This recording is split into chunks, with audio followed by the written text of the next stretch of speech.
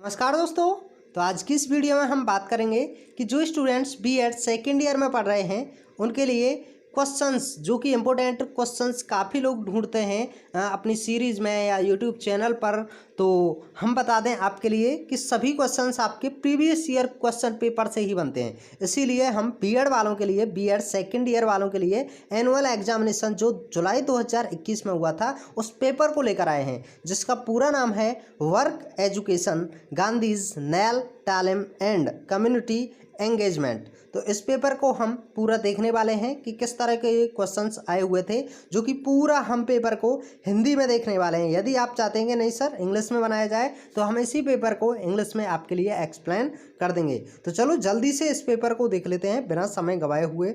आपको बता दें जो 2021 में यह पेपर हुआ था, आपका मेन सेशन तो होता ही था, यानी कि 2019 से 21 वालों का सेशन पूरा था।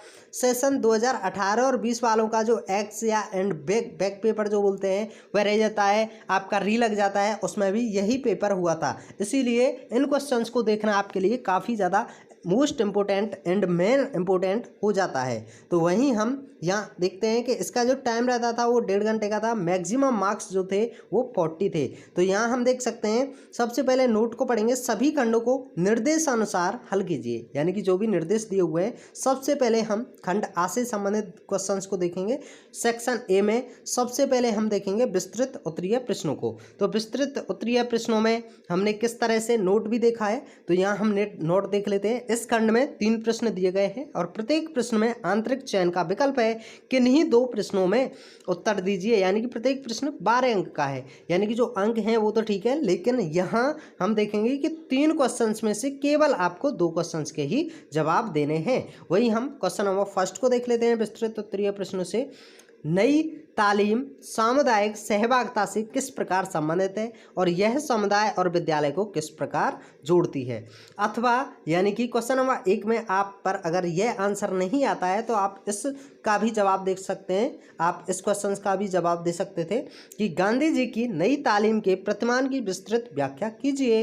इस तरह से आप इनमें से किसी का भी जवाब दे सकते थे। वही हम क्वेश्चन नंबर 2 को देख लेते हैं। क्वेश्चन नंबर 2 में था कार्य शिक्षा से आप क्या समझते हैं एवं इसके सामाजिक तथा आर्थिक महत्व को लिखिए। अथवा इसमें भी दिया हुआ है, यानी कि क्वेश्चन आपके लिए 6 दिए हुए हैं और 6 क्वेश्चंस में से केवल आपको 2 क्वेश्चंस का ही जवाब देना है। तो यहाँ हम अथवा में देखते हैं अनुभवजन्य अधिगम की आवश्यकता, महत्व एवं क्रियान्वयन की विस्तार पूर्वक चर्चा कीजिए।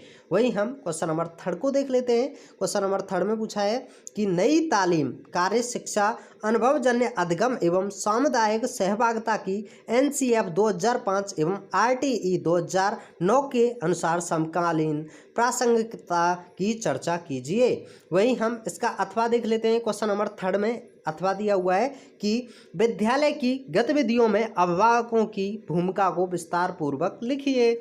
वहीं हम सेक्शन बी यानी कि खंड बा की बात करें, खंड बा के अंतर्गत आपके लघुत्तरीय प्रश्न आते हैं। लघुत्तरीय प्रश्न में कौन कौन से क्वेश्चन हैं आइए देखते हैं। सबसे पहले हम इसमें नोट देखते हैं।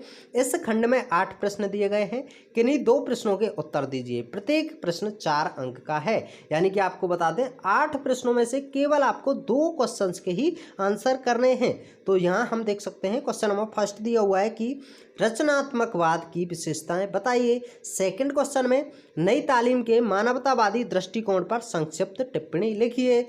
वहीं हम क्वेश्चन नंबर 3 देख लेते हैं। इसमें क्वेश्चन नंबर 3 है बुनियादी शिक्षा की विशेषताएं लिखिए। वहीं हम क्वेश्चन नंबर 4 को देखें, पाओलो फ्रेर का शैक्षिक योगदान बताइए। वहीं हम क्वेश्चन नंबर 5 को देखें, श्रम का महत्व लिखिए। वहीं हम क्वेश्चन नंबर 6 को देखते हैं, अभिभावक शिक्षक संघ के महत्व को लिखिए। वहीं हम क्वेश्चन नंबर 7 को देखते हैं, राष्ट्रीय साक्षरता मिशन पर संक्षिप्त टिप्पणी लिखिए। वहीं हम क्वेश्चन नंबर 8 को भी देख लेते हैं, लास्ट क्वेश्चन होगा इसका, राष्ट्रीय माध्यमिक शिक्षा अभियान RMSA के उद्देश्य लिखिए। तो ये क्वेश्चन जो 8 थे इनमें से केवल आपको 2 के ही जवाब देने थे। वहीं हम खंड सा से संबंधित देखते हैं सेक्शन सी के अतिलघुत्तरीय प्रश्नों के जवाब देने थे आपको। तो इसका नोट देख लेते हैं। सबसे पहले इस खंड में 10 प्रश्न दिए गए हैं, यानी 4 प्रश्नों के उत्तर दीजिए। प्रत्येक प्रश्न 2 अंक का है।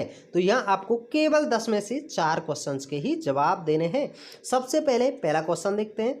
नई तालीम से संबंधित किसी एक सर्वश्रेष्ठ प्रणाली का नाम लिखिए। वही हम क्वेश्चन नंबर सेकंड को देखते हैं। क्वेश्चन नंबर सेकंड में है, बुनियादी शिक्षा है बालक केंद्रित, शिक्षक केंद्रित, परिवार केंद्रित, समुदाय केंद्रित। तो यहाँ आप किसी भी ऑप्शन को चूज कर सकते थे और एक सही ऑप्शन लगा के अपनी पुस्तिका में लिख सकते थे। वहीं हम थर्ड को देखते हैं। पीड़ितों का शिक्षण विज्ञान किसने लिखी है? पीड़ितों का शिक्षक विज्ञान किसने लिखी है? कौन इसके लेखक हैं? क्वेश्चन नंबर फोर्थ को देख लेते हैं। क्वेश्चन नंबर फोर्थ में भी आपको टिक करना है कि कार्य शिक्षा बल देती है मानवीय विकास, आत्मनिर्भरता, सृजनात्मकता, उपरोक्त सभी पर। तो इसमें से कौन सा इसका आंसर होगा आपको कमेंट बॉक्स में बता देना है। यानी कि जितने भी हमने ऑप्शन बेस्ड क्वेश्चन बताए हैं उन सभी के आंसर आपको हमारे कमेंट बॉक्स में बताना है। एंड क्वेश्चन नंबर फिफ्थ को देखते हैं। SMC का पूरा नाम क्या होता है? तो SMC का पूरा नाम क्या है? SMC की फुल फॉर्म क्या है आपको यहाँ बता देना है। क्वेश्चन नंबर सिक्स्थ है, शिल्प शिक्षा का आर्थिक महत्व लिखिए। शिल्प शिक्षा का आर्थिक महत्व क्या होता है आपको थोड़ा एक्सप्लेन कर देना है केवल एक लाइन में। क्वेश्चन नंबर 7 को देखते हैं। सर्व शिक्षा अभियान किस वर्ष आरंभ हुआ? तो सर्व शिक्षा अभियान कब चालू हुआ था आपको थोड़ा एक सन के बारे में बता देना है। क्वेश्चन नंबर 8 को देखते हैं। जॉन डीवी द्वारा लिखित किन्हीं 2 पुस्तकों के नाम लिखिए। जॉन डीवी ने काफ़ी पुस्तकें लिखी हैं, केवल आपको 2 के ही नाम लिखने हैं। क्वेश्चन नंबर 9 को देख लेते हैं। क्वेश्चन नंबर 9 में पूछा है कि SUPW को पाठ्यक्रम में रखे जाने की सिफारिश किसने की है? तो इसमें ऑप्शन दिए हैं। कोठारी कमीशन ने, राष्ट्रीय शिक्षा नीति 1986, NCF 2005, राष्ट्रीय शिक्षा नीति 2020। तो इसका राइट आंसर क्या हो जाएगा आपको कमेंट में बताना है। Question number 10 and last question होगा। क्षेत्रीय सहभागिता से आप क्या समझते हैं? क्षेत्रीय सहभागिता क्या होती है, किस तरह से आप इसको समझते हैं?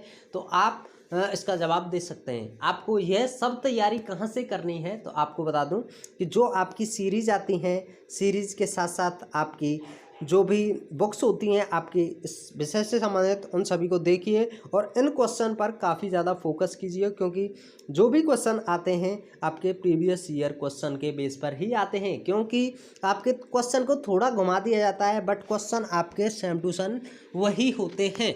तो इस वीडियो को हम यहीं समाप्त करते हैं। यदि आप इसी तरह से अन्य पेपर्स को भी देखना चाहते हैं तो आप हमारे चैनल की प्लेलिस्ट में पहुंच जाइए और वहां से आप प्रत्येक पेपर की तैयारी कर लीजिए और आपको वहां से एक अनुमान मिलेगा कि आप किस तरह के क्वेश्चंस की तैयारी कर सकते हैं। क्योंकि आपको पूरी सीरीज, पूरी बुक को पढ़ने की कोई भी आवश्यकता नहीं है और आपके पास इतना टाइम भी नहीं है कि आप इतनी ज़्यादा अपनी पढ़ाई कर सकें, क्योंकि आप पर और भी काम होते होंगे। तो इस तरह से हम इस वीडियो को यहीं समाप्त करते हैं। मिलते हैं नेक्स्ट वीडियो में। Thanks for watching. जय हिंद, जय भारत।